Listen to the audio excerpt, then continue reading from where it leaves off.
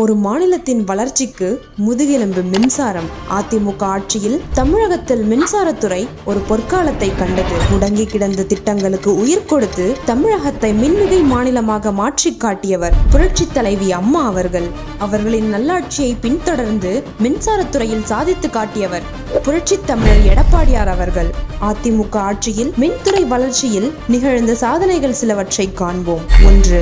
தமிழகத்தின் மொத்த மின் உற்பத்தி திறனை 33,695 மெகாவாட் என்ற இமாலய அளவிற்கு உயர்த்தினார். இயற்கை அன்னையின் அருளை சரியாக பயன்படுத்தி 9,600 மெகாவாட் காற்றாலை மின் உற்பத்தியுடன் இந்தியாவிலேயே தமிழகத்தை முதலிடத்திற்கு கொண்டு வந்தவர். புதுப்பிக்கத்தக்க எரிசக்தியில் புரட்சி செய்து சுற்றுச்சூழல் பாதுகாப்பிலும் முன்னோடியாக திகழ்ந்தது அதிமுக அரசு. 2. தமிழக வரலாற்றில் மைல்கல்லாக விவசாயிகளுக்கு 24 மணி நேரமும் மும்முனை மின்சாரம் வழங்கப்படும் என்று அறிவித்ததுடன் அதை சிறப்பாக செயல்படுத்தியவர் எடப்பாடியார் அவர்கள்.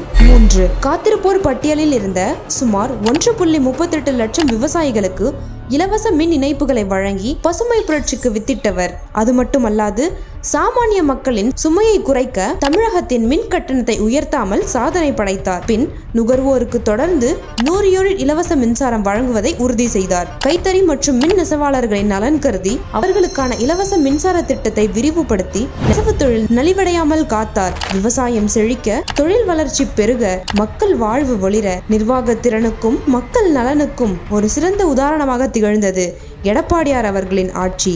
வாக்களிப்பீர் இரட்டை இலைக்கே.